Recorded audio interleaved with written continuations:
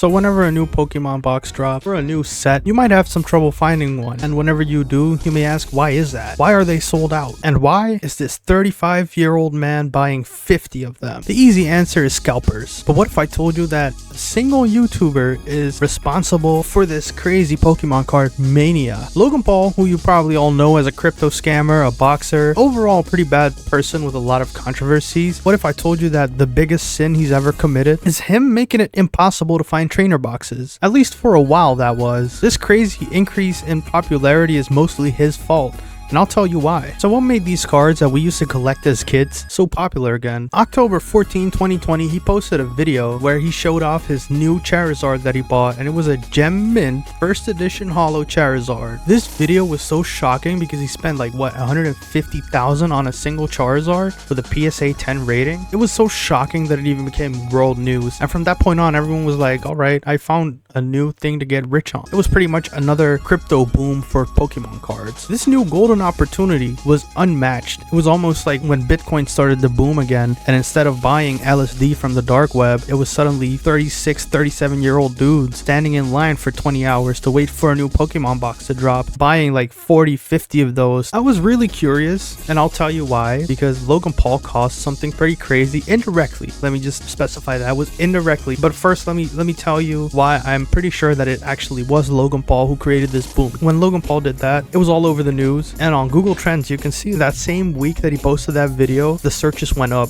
But now that you've seen that he's actually the reason that Pokemon cards blew up, let me tell you what he caused indirectly. Right now there's sort of an event going on at the Van Gogh Museum, or as we here in the Netherlands call him Van Gogh, which is the correct way of pronouncing it. Let me just make that clear. There's this Pokemon X Van Gogh collaboration going. So it's like all these Pokemon and in his art style and all that stuff. And there was this Pikachu on sale at their gift shop. And it was a Pikachu with a, I think it was a gray felt hat.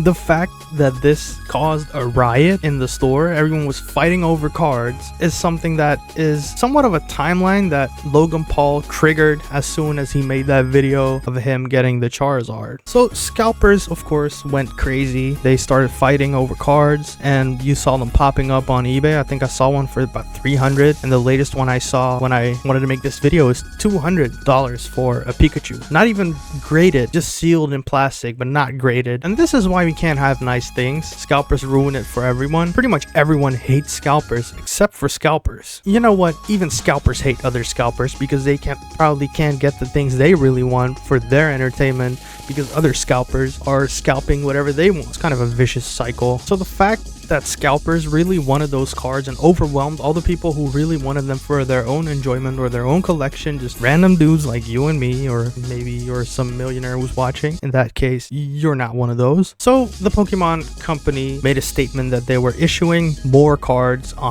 in different locations and trying to make sure that more people could get their hands on these cards, which is a good thing because they in a way devalue the value of the card in resale. These cards are going to be available at Pokemon Center stores. When, we don't know, but it's gonna happen. So the reason I wanted to start out with Logan Paul is that in a funny way, the moment that he made that video, when he got that Charizard, he triggered something pretty crazy. Like what, 8,000 kilometers away from where he lives, or about 5,000 miles from where he lives, for you people, or not normal people who don't use the metric system. But in my opinion, it gets funnier when you realize that Logan Paul himself, you know, the big scammer, the crypto zoo scammer, is not immune to scams himself, because he himself got scammed for about 3.5 million worth of Pokemon boxes. Because on January 13, 2022, he uploaded a video basically saying that he got scammed for $3.5 million because he bought 11 first edition boxes, 11 of them for $3.5 million, and he got scammed. Honestly, it's very poetic that a scammer like him is getting scammed himself. I just love how those stories come back around for people like that. And honestly, given that he's a scammer, I'm not gonna be like, oh, Logan Paul got scammed, I'm sorry. he deserved it. But yeah, it was a pretty simple scam that happened here. It was all because of authentication fraud,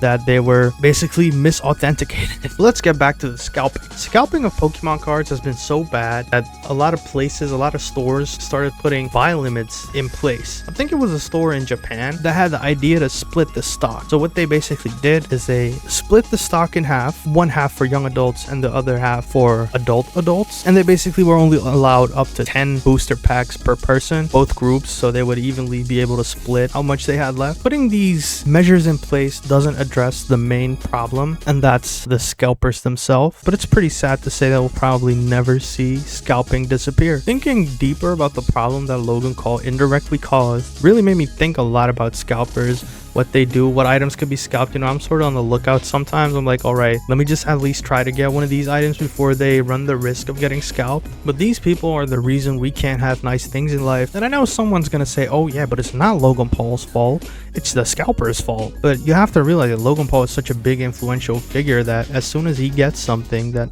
people see is gonna be valuable, it jumpstarts that, and it jumpstarts the reaction of scalpers. Because even though he's that big, he could have also not making a video about that. He could have just said, all right, you know, this is for my collection, just showed off his card. People in the know would know. But I get that from that perspective. It's content to show $150,000 card that you bought. Of course, it's content. It really did cause a massive problem for the average person who just wants to have fun with Pokemon cards. I'm not in that audience anymore, but I know a lot of people who are. Who knew that Logan Paul, 3 years ago, could have indirectly be the cause of a riot in a gift shop in Amsterdam for a single Pikachu card? Pretty crazy how the timeline shifted after he did that. Thanks for nothing, Logan Paul. Thanks for giving people one less thing to enjoy. Thank you guys for watching. Peace.